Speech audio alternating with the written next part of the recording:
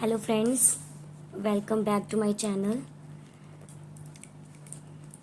First of all, I would like to thank to all of you that you are subscribing my channel and like my videos. I hope you all understand all the things that I have discussed in the videos.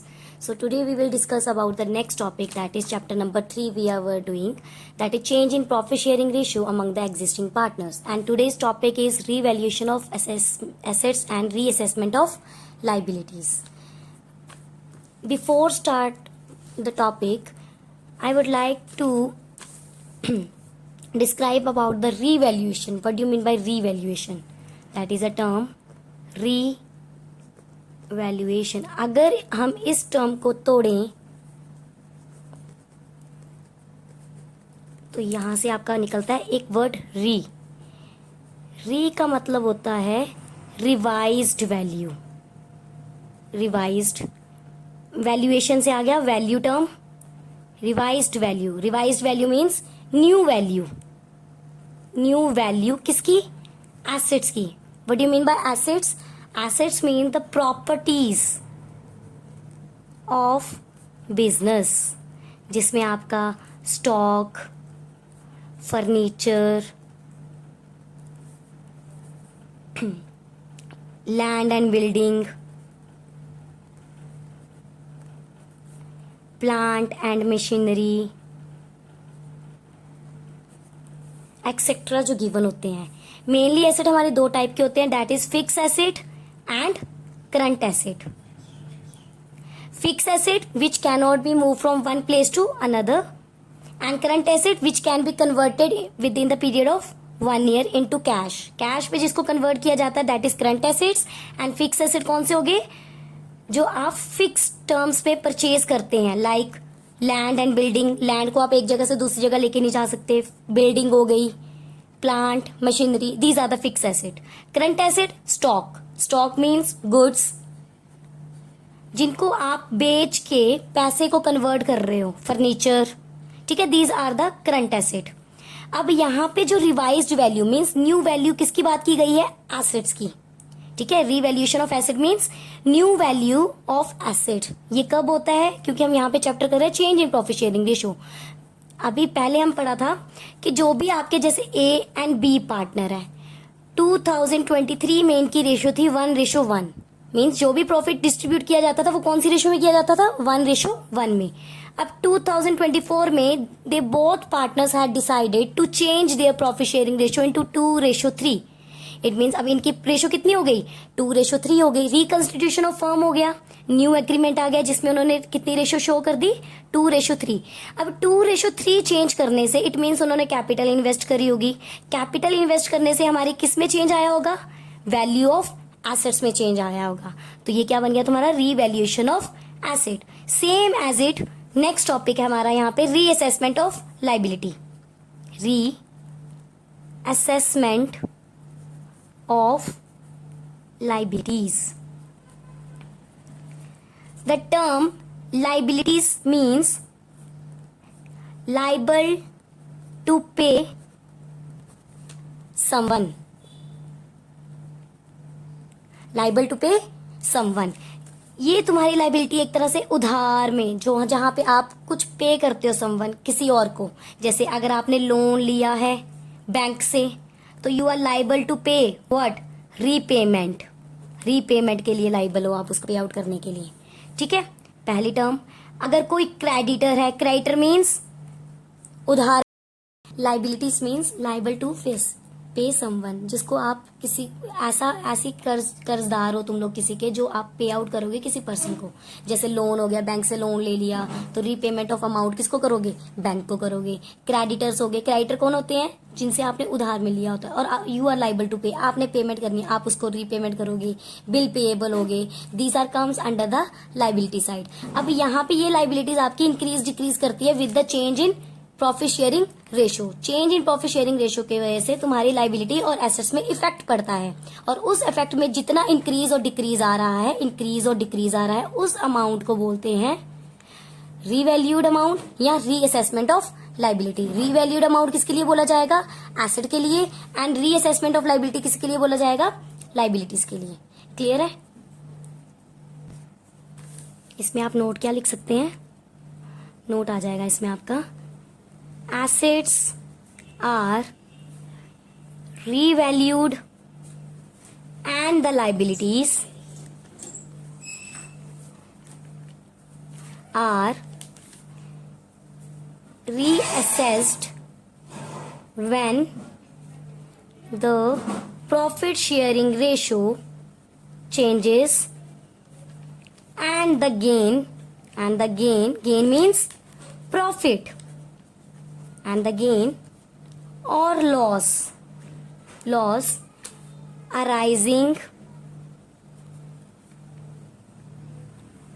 from it is transferred to the credit and debit side of the partners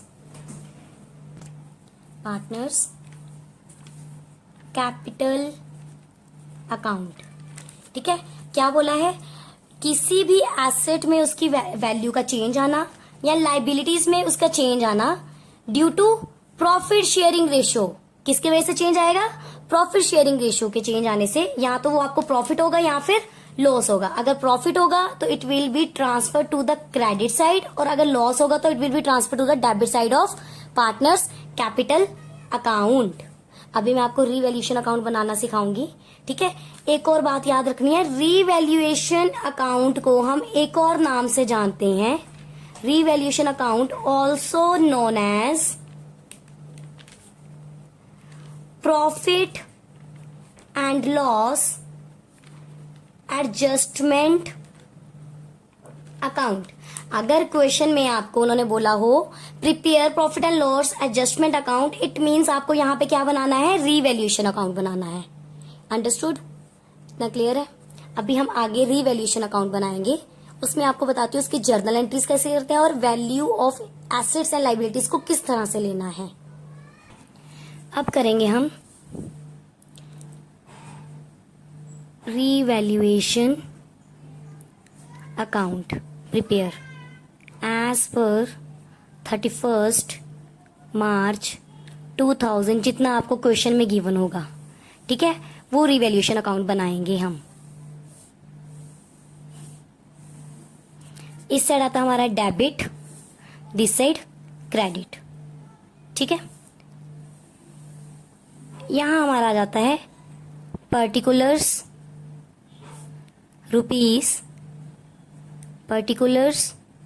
rupees. अब revaluation का क्या मतलब था, यहां पे किसकी values की बात की जाएगी, एसेट्स एंड लाइबिलिटीज की। सिर्फ यही दो टर्म्स लेनी है, एसेट्स और लाइबिलिटी। एसेट्स क्या होती हैं, जो आपको बैलेंस शीट में गिवन होगी और लाइबिलिटीज भी आपको बैलेंस शीट में गिवन होगी।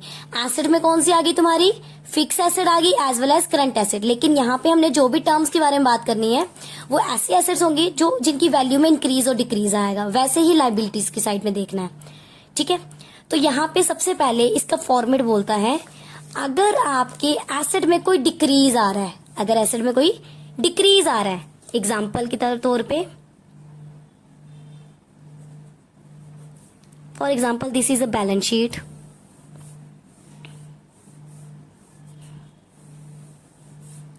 Liabilities amount, assets amount, cash 10,000। Example balance sheet में आपको गिवन है cash 10,000, stock 30,000, furniture 20,000, total asset side आ गई तुम्हारी 60,000। In the same manner on the liability side there are two partners A and B and the capital is 10,000 and 12,000. The total capital is 22,000 and creditors were 10,000, bill payable 10,000 and general reserve 18,000. Total amount is 60,000. In the additional information you will get the revalued amount. Revalue means new value of assets and liabilities. आपको balance sheet के नीचे एक additional information होगी जिसमें आपको adjustment बनी होगी, जिसमें आपको डिफरेंट अमाउंट गिवन होगी स्टॉक की। जैसे स्टॉक यहाँ पे कितने का था, 30,000 का। अब स्टॉक वॉज वैल्यूड एट कितना हो गया, 28,000। अब यहाँ पे एक बात याद रखनी है, अगर आपको एट या टू गिवन हो तो amount should be go in the revaluation account after deduction, minus करके अमाउंट जाएगी। जब एट हो तो आपका एट या टू जो भी गिवन होगा उसमें से अमाउंट माइनस करके आपके रीवैल्यूएशन अकाउंट में जाएगी। जैसे यहाँ पे कितनी थी 30,000, यहाँ पे कितनी हो गई अब 28,000 से। मेरी बुक वैल्यू 30,000 थी और अब 28,000 हो गई। कितने का लॉस हो गया? दैट इज 2,000 का लॉस हो गया मुझे, है ना। 30,000 की थी 28 की हो गई, 2,000 का लॉस हुआ। मतलब मेरी स्टॉक वैल्यू क्या कर गई? डिक्रीज कर गई। जो पहले मेरी 30,000 की थी अब वो कितने की हो गई? 28 की। 2,000 का लॉस हुआ। वो कैसे डालना है, क्या कहाँ डालना है, इसका फॉर्मेट होता है रिवैल्यूएशन अकाउंट में, ठीक है। अगर आपका कोई भी डिक्रीज इन एसेट आ रहा है, मतलब वैल्यू कम आ रही है, तो it will be recorded in the debit side of revaluation account. It will be recorded in the debit side of the revaluation account. तो यहाँ पे क्या आ जाएगा? डिक्रीज इन एसेट है, डिक्रीज मेरा क्या हुआ? स्टॉक। तो यहाँ पे नेम आएगा, यहाँ पे क्या आ जाएगा? Stock to stock. कितने से कम हुआ? 28,000 30 का था, 30,000 से 28 हो गया, कितने का डिक्रीज हो गया? 2,000। ये अमाउंट मेरी जाएगी डिडक्ट करके। क्या आ गया? 30,000 माइनस 28,000, ठीक है। And creditor to ₹9,000। Again two आ गया, अभी मैंने यहाँ बताया एट और टू होगा तो क्या कर देंगे? माइनस। क्रेडिटर में कितना आ गया? 2। कितनी अमाउंट है? 9,000। बुक वैल्यू कितनी थी क्रेडिटर्स में? 10,000। कितनी वैल्यू रहेगी? 9,000। अब डिक्रीज क्या हो गया? लाइबिलिटी डिक्रीज हो गई ना। जहां तुमने 10,000 पे करने थे, तुमने कितने पे, अभी कितने हो गए उसके? लाइबिलिटी कितनी हो गई? 9,000। 1,000 तुमने मतलब पे कर दिया, डिक्रीज इन लाइबिलिटी। अगर डिक्रीज इन एसेट इधर आया है तो डिक्रीज इन लाइबिलिटी किधर जाएगा? Credit side. यहाँ क्या आ जाएगा? Decrease in liability. क्या डिक्रीज हुआ मेरा यहाँ पे? क्रेडिटर, तो नेम आ जाएगा टू क्रेडिटर्स। कितनी अमाउंट से डिक्रीज हुआ? 10,000 का था, 10,000 माइनस 9,000, कितने का आ गया? 1,000, ठीक है। Then afterward furniture appreciate. Appreciate का मतलब होता है इंक्रीज होना। एप्रिशिएट का मतलब होता है इंक्रीज होना। कितने से हो गया? 10%। अब यहाँ पे टर्म हुई है by. By means as it amount लिखोगे। कितने था फर्नीचर? 20,000 पे 10% लगाया, कितना आ गया? 2,000। ये 2,000 अब जाएगा आपका कहाँ पे? यहाँ पे डिक्रीज हुआ तो इसके ऑपोजिट में क्या आ जाता है? Increase in assets. इंक्रीज क्या हुई मेरी यहाँ पे? Furniture to furniture account. कितने अमाउंट से इंक्रीज कर गया? 2,000। अगर यहाँ पे 2 लिखा होता ना, बाय की जगह 2, तो अमाउंट हमारी क्या होनी थी? फर्नीचर में से 20,000 2,000 ऐड होके जानी थी यहाँ पे फिर, ठीक है। 22 जानी थी फिर हमारी यहाँ पे, लेकिन यहाँ पे क्या आ गया? बाय, तो एज इट लिखेंगे 2,000, ठीक है। Then next one, bill payable was revalued at 12,000। Bill payable कितने के थे? 10,000 के। कितने के बढ़ गए? 2,000 से बढ़ गए। एट लिखा है, माइनस होके जाएगा, तो यहाँ पे क्या आ जाएगा? Increase in liability. Increase in liability क्या इंक्रीज कर गए? Bill payable. कितनी अमाउंट से? 10,000 के थे, अब कितने के हो गए? 12,000 के, माइनस 12,000, कितना आ जाएगा? 2,000। बस अब यहाँ पे हमने क्वेश्चन को इक्विवेलेंट करना है, एक दूसरे को इक्विवेलेंट करना है, ठीक है। बैलेंसिंग करना है, तो सबसे बड़ी साइज कौन सी है इन दोनों में से? 4,000। Debit side is greater than credit ना, कितना आ गया? 4,000। तो यहाँ पे भी कितना करेंगे हम? नीचे 4,000, ठीक है। अब यहाँ पे कितना बन रहा है? 3,000। यहाँ पे कितना बना? 4। यहाँ पे कितना आएगा? बैलेंसिंग फिगर कितना आएगा? 1,000। और ये मेरे लिए क्या आ जाएगा? टू लॉस ऑन रीवैल्यूएशन, जो किसमें डिस्ट्रीब्यूट होगा? पार्टनर्स में। कितने पार्टनर थे? 2 partners, A and B. If in the question ratio is not given, it will be distributed in the equal ratio. तो 1,000 का इक्वल क्या हो जाएगा? 500 500। ये चला गया 1000 and it will transfer to the partners capital account. This is a revaluation account. ठीक है, इसमें आपने increase and decrease in asset देखने हैं. ठीक है, ये तो क्वेश्चन के हिसाब से समझाया मैंने, है ना. अब एक बार मैं आपको फॉर्मेट बना देती हूँ इसका रीवैल्यूएशन अकाउंट का. Revaluation account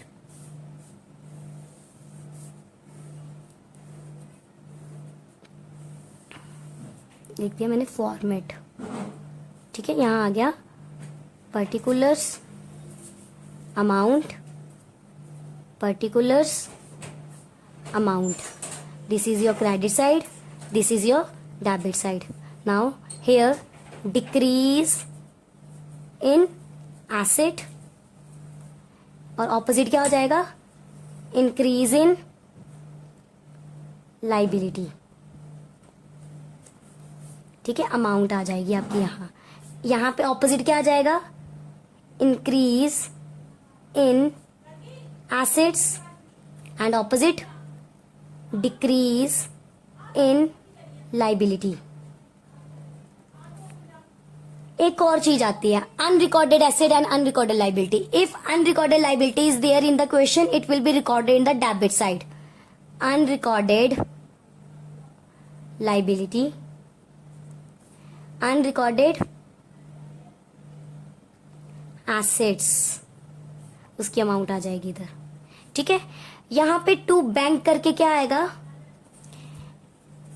if any expenses incurred in the business and it is paid by the firm then it will be go to the to bank expenses paid. अगर कोई एक्सपेंस बिजनेस में इंकर कर रहा है और उस एक्सपेंस को कौन पे कर रहा है, फर्म पे कर रही है. कौन पे कर रहा है, फर्म पे कर रही है. तो आपका नाम क्या आ जाएगा, टू बैंक और एक्सपेंसेस पे कर दोगे.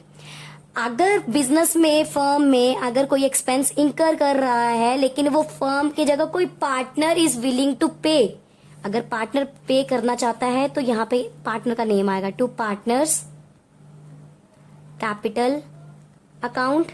क्या पे किया, एक्सपेंसेस, वो चीज आ जाएगी.